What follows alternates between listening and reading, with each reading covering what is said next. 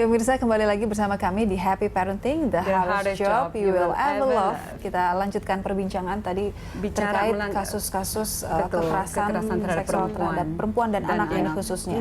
Dan segmen ketiga ini kita mau masuk ke peran keluarga, Bu.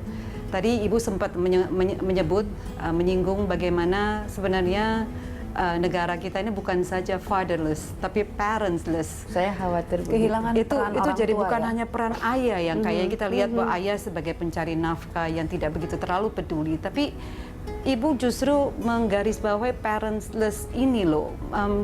Kenapa, Bu? Apa yang terjadi dengan bangsa kita? Ketika si ayah sibuk, ibunya sibuk, kebayang nggak kalau misalnya ini anak-anak yang orang tuanya katakan yang satu tukang panggul di pasar, ibunya juga jualan di pasar. Anak ini kemudian mendapatkan sosialisasi di lingkungan yang tidak semuanya sesuai dengan masa usia dan mestinya proses tumbuh kembang anak. Saya ketemu dengan anak-anak jalanan Mei lalu ketika saya membagikan akte kelahiran. Saya tanya, "Nak, kamu pernah nggak lihat temanmu tonjok-tonjokan?" Pernah. Pernah nggak lihat orang tuamu tonjok-tonjokan? Pernah. Kan berarti dia sudah melihat bahwa ada kekerasan, meskipun ini bukan kekerasan seksual ya. Dia udah melihat ada sebuah kekerasan yang dia sering lihat gitu. Nah, kamu pernah nggak dengar orang cerita porno? Pernah gitu. Karena dia memang tinggal di pasar. Kita mau bilang apa karena dia tinggal di pasar. Maka di dekat pasar itu memang harus ada tempat penitipan anak. Supaya ketika orang tuanya bekerja, anak ini mendapatkan sosialisasi sesuai dengan usia dan tumbuh kembang yang semestinya. Ibu melihat bahwa peran penitipan anak ini sudah dibutuhkan, Bu, khususnya kita yang di kota besar. Sangat, sebetulnya udah dari dulu ya mestinya. Dan dulu saya sudah sering ke pasar-pasar, lalu saya lihat tempat-tempat penitipan anak. Kalau di Jakarta relatif itu bisa terpenuhi. Tapi di luar Jakarta tidak banyak kota besar yang memberikan pemenuhan terhadap kebutuhan yang sepertinya tidak ada kaitan dengan dunia pasar, tetapi bahwa mereka harus lihat ini usia-usia produktif yang bekerja di pasar, lalu anak mereka mestinya mendapatkan sosialisasi sesuai dengan usia tumbuh kembang mereka. Nah, inilah kota-kota ramah anak mestinya kemudian disisir ulang indikator-indikator sebagai kabupaten atau kota ramah anak adakah sudah terpenuhi. Kalau belum ya memang ini yang harus disampaikan. Kita sama-sama bisa melihat dalam kenyataannya kita di kota besar, anak-anak itu nggak punya akses lagi untuk bermain, Bu. Mau keluar rumah nanti ditabrak mobil, katanya ya, nanti diculik, nanti diperdagangkan oleh perdagangan manusia. Anaknya punya akses yang sangat terbatas. Kota rahmah anak yang seperti apa, Bu, yang kira-kira yang ingin sebetulnya dulu dicita-citakan? Waktu Menteri PPA Bu Linda itu rajin gitu ke berbagai kota, kemudian mensosialisasikan bagaimana kota ramah anak. Saya rasa itu Kementerian PPA lah ya yang punya program itu. Tapi paling tidak kita semua melakukan inisiasi-inisiasi, termasuk juga kembali sekolah-sekolah. Jadi guru di sekolah kembali punya peran yang sangat penting. Misalnya begini, ada orang tua atau mungkin pengasuh yang biasanya juga ditugaskan menunggu sampai anaknya pulang sekolah.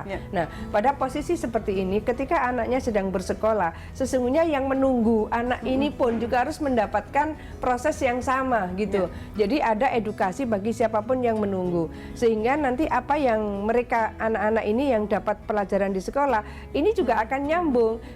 Dia misalnya berinteraksi dengan siapapun pengasuh yang nunggu itu akan nyambung. Nah, di beberapa sekolah sebetulnya sudah melakukan itu.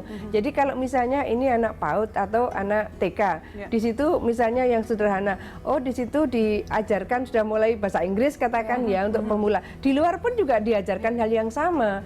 Kalau di dalam ini ada pelajaran agama, di luar juga diajarkan yang sama.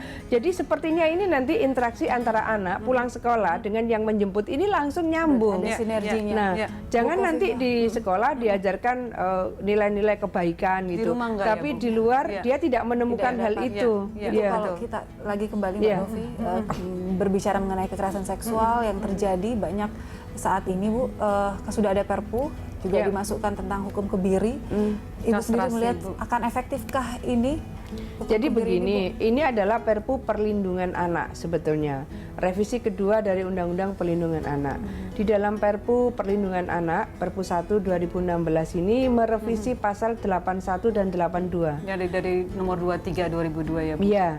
23 2002 dan 35 2014 diambillah itu pasal 81 dan 82. Pertama sebenarnya pemberatan dulu. Aspek pemberatan itu kalau sekarang di Undang-Undang Perlindungan Anak itu kan minimum 5 tahun. Kalau ini minimum 10 tahun. Kalau pelakunya itu orang terdekat, orang dikenal, wali, pendidik atau orang tua, itu bisa ditambah sepertiga dari maksimum, berarti 20 tahun. Bisa sampai kalau yang meninggal, korbannya meninggal atau mengalami trauma yang sangat mendalam atau menimbulkan penyakit menular, maka bisa sampai hukuman seumur hidup dan hukuman mati.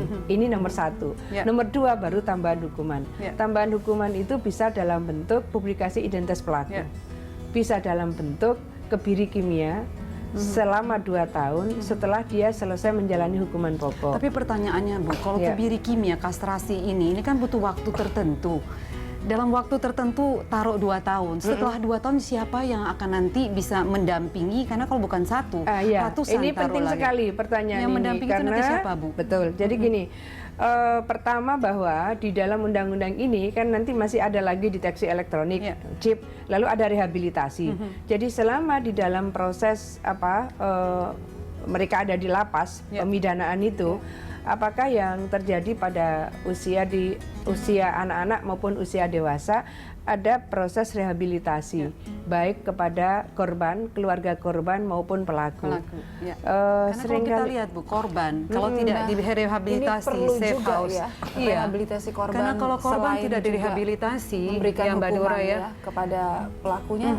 Bagi korban, keluarga korban maupun pelaku. Semua sekarang, ya, Bu, sekarang ini penting untuk memberikan pemahaman kepada keluarga, orang tua korban, yang misalnya melihat anaknya ini sudah ditahu korban sodomi. Mereka pun juga sudah mendapatkan viktimisasi dari masyarakat. Anaknya juga mendapatkan viktimisasi dari masyarakat. Tetapi bahwa ketika proses counseling itu berjalan, ini kan ketika konselor datang, penduduk tahu, itu akan menjadi beban baru. Nah, ketika seperti itu, saya pernah di salah satu komunitas yang korbannya cukup banyak, saya sampaikan, apakah anak-anak di sini yang menjadi korban sodomi di sini mau, karena kebetulan mereka muslim semua yang jadi korban, apakah mau kalau misalnya saya akan bawa ke pesantren. Saya tunggu nanti siapa yang akan diminta untuk mengkomunikasikan. Nggak ada yang mau, karena orang tuanya tidak ada yang mau pisah dengan anak-anaknya, gitu. Ada lagi kasus tempat lain yang korbannya jauh lebih besar lagi. Kalau ini korbannya 21, ada yang lebih dari situ. Ternyata juga mereka sudahlah harus diberikan kesadaran ya Bu ya, bagi orang tua ini masih rendah untuk sebenarnya lebih kepada aib kali Mbak ya. Aib, takut. Jadi edukasi juga kepada masyarakat. Saya bilang begini, itu kalau misalnya tentu kita tidak ingin, kalau kena anak mereka bagaimana? Ini kena tetangganya, lalu tetangganya dibilang wah ini ya kalau jangan dekat-dekat ini nanti disodomi dan seterusnya. Tapi edukasi ke masyarakat. Korban sekarang tidak direhabilitasi, nanti takutnya mereka, kalau kita lihat dari penelitian 90% mereka tidak dibantu, mereka menjadi pelaku juga. Setuju. Jadi ini yang harus disampaikan. Jadi misalnya gini, ada satu SD, kebetulan korbannya itu ada 7 anak, kelas 2 SD. Lalu dari 7 ini kepala sekolahnya itu bilang sudah kalau memang mau pindah, kepala sekolahnya ini baik. Kalau mau pindah kita yang akan urus, kita yang membiayai. Dari 7 ini yang mau pindah cuma 2. Yang 5 orang tuanya bilang sudahlah biar di sini saja, kalau pindah nanti jauh. Sejauh mana, kebayang nggak kalau anaknya di situ, pelakunya ini gurunya soalnya. Dia akan ketemu dengan pelaku kan trauma lagi. Sudah seperti apa Bu usaha dari Depsos sendiri untuk bisa merubah mindset, membantu anak-anak ini? Kalau merubah mindset saya rasa harus bersama-sama. Tapi tugas Kementerian Sosial itu menyiapkan proses rehabilitasinya. Jadi paling kita kemudian mengirim konselor.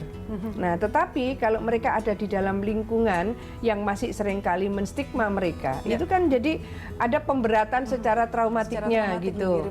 Nah, pada posisi seperti itu, sekarang misalnya ada kasus terjadi di wilayah Kalimantan, lalu oleh dinas sosialnya dikirim ke Jakarta karena mereka merasa ini proses traumanya cukup dalam. Biarlah mereka nanti di safe house-nya Kementerian Sosial yang ada di Bambu Apus. Juga yang terjadi di salah satu kabupaten di Jawa Timur juga begitu. Saya minta pendampingnya sama anaknya, coba dilihat dulu kalau kamu cocok di situ, kamu ke sini nak, saya bilang. Jadi safe house ini kan memang tidak permanen sampai berapa bulan, tapi paling enggak dia bisa mendapatkan suasana proses psikososial recovery di situ. Recovery itu kan bertahun-tahun, bukan urusan 1 atau 2 bulan. Pendampingan itu juga butuh biaya yang tidak sedikit. Karena expertise, ahli-ahli, para ahli juga yang mendampingi seperti psikolog atau ahli. Kalau di Kemsos sampai 6 bulan lah mereka, untuk proses mereka mendapatkan korban. Cuman kendalanya memang masih ditemui adalah orang tua yang menolak untuk merecovery keadaan si anak. Jadi itu, saya khawatir ini juga karena mereka belum teredukasi bahwa ini traumanya bisa sangat dalam. Kalau misalnya yang tadi itu di sekolah yang sama, kalau dia melihat pelakunya itu kan akan muncul trauma lagi. Nah, ini yang harus bersama-sama kita sampaikan kepada para orang tua bahwa mereka ini harus terlindungi. Perlu pendidikan keluarga nggak sih, Bu? Pelatihan untuk keluarga, bagaimana menjadi orang tua. Selain pelatihan buat guru-guru. Dulu saya berharap sangat bahwa kita ini akan punya format kayak Suscatim itu loh, kursus calon calon pengantin ya. Lanjutkan perbincangan pelatihan yang mungkin bisa diberikan kepada orang tua dan keluarga. Dan pemirsa masih banyak lagi nanti bahasan menarik lainnya di segmen terakhir nanti. Tetaplah bersama kami di Happy Parenting, the hardest job you will ever love.